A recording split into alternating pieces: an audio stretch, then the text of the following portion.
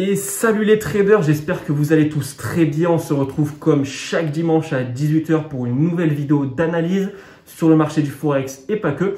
Donc en première partie de vidéo, on verra comme d'habitude les résultats des analyses qu'on avait faites la semaine dernière. Et en seconde partie, on verra les setups intéressants pour les jours à venir. Si vous n'êtes pas abonné à la chaîne, pensez à vous abonner, ça me ferait énormément plaisir. Et on va commencer la vidéo tout de suite, c'est parti.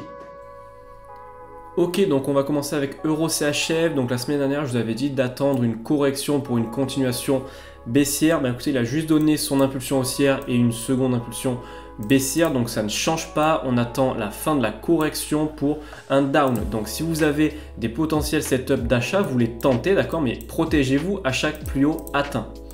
GBP Odd, la semaine dernière, pareil, on avait vu une correction avant une continuation baissière. Il a juste donné une impulsion. Donc là, c'est toujours pareil, on attend la correction avant la continuation baissière. GBP USD, on avait vu un potentiel dernier plus bas avant le up, mais en fait, je me suis rendu compte après qu'il a bien cassé le plus bas, donc le up est déjà parti. Donc à partir de maintenant, on fait attention à quoi? Eh bien, on fait attention soit à une correction pour la continuation du up, soit à un dernier plus bas pour le coup, cette fois encore. Pourquoi? Parce que ce mouvement-là est assez correctif pour le moment, donc il peut donner un dernier plus bas avant de donner le up. Donc si vous le voyez corriger plutôt flat, vous tentez l'achat. Par contre, si vous le voyez se retourner, donc faire une impulsion baissière et une petite correction, vous pouvez tenter la dernière vente jusqu'à ce plus bas avant le retournement haussier. USD-CAD, la semaine dernière, on avait vu un potentiel down avant le up ou un down tout court.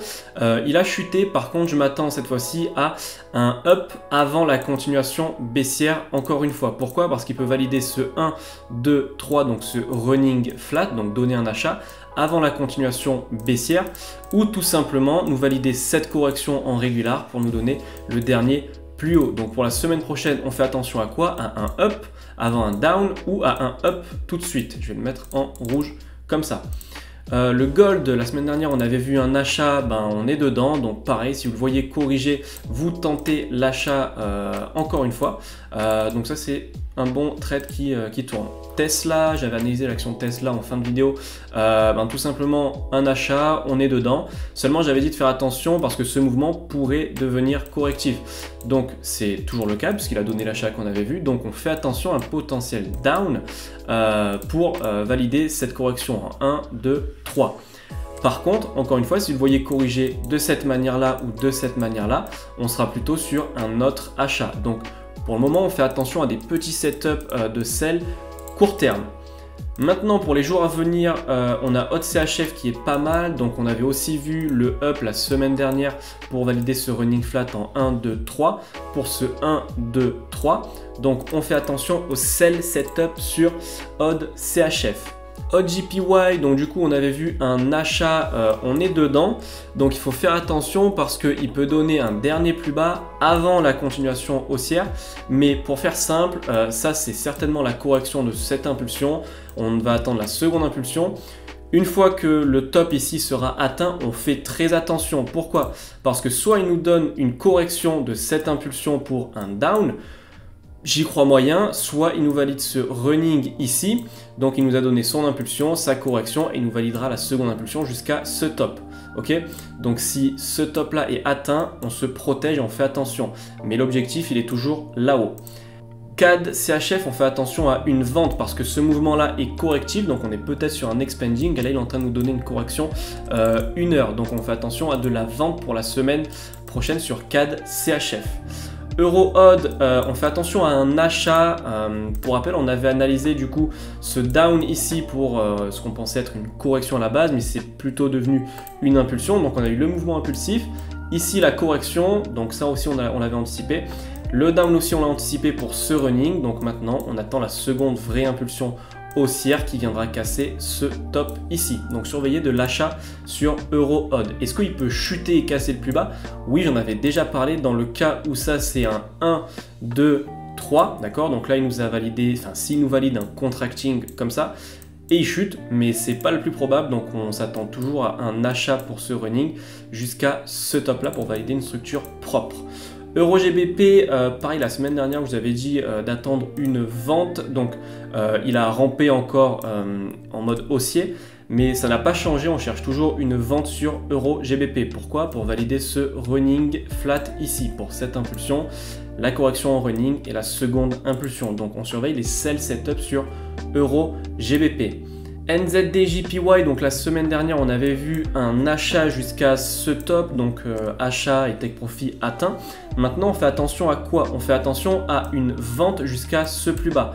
Pourquoi? Eh bien, tout simplement parce qu'on regarde ce qu'il nous a fait avant, il nous a fait une impulsion, une correction et une impulsion. Ce mouvement-là est sans doute une correction également, donc on fait attention à une autre impulsion baissière. Par contre, il peut aussi corriger encore une fois ici pour donner encore un achat.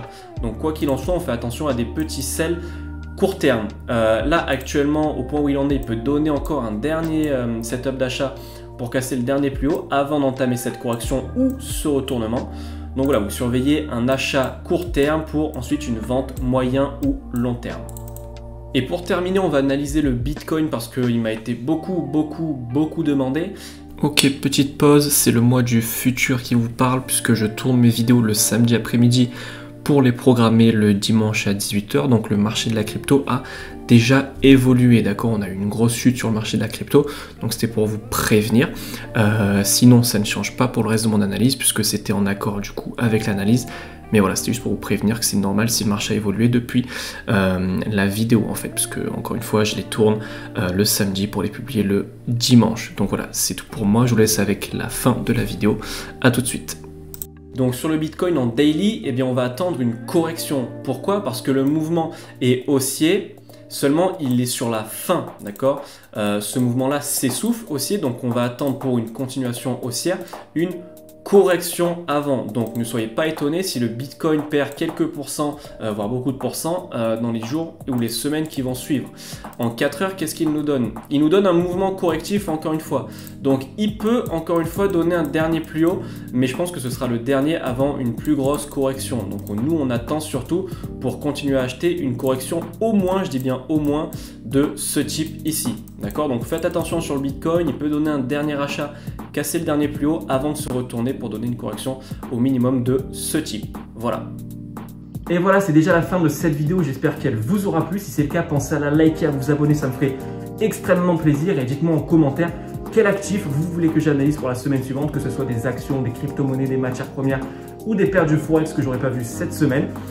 N'hésitez pas à me suivre également sur les réseaux sociaux, notamment Instagram, le lien est en description. Et si vous voulez vous former au wave trading, donc la stratégie que j'utilise pour vous faire ces vidéos chaque semaine, le lien de mon site web est aussi en description. Je vous laisse là, c'est tout pour moi. Comme d'habitude, à la semaine prochaine. Courte vie mais légendaire. Ciao!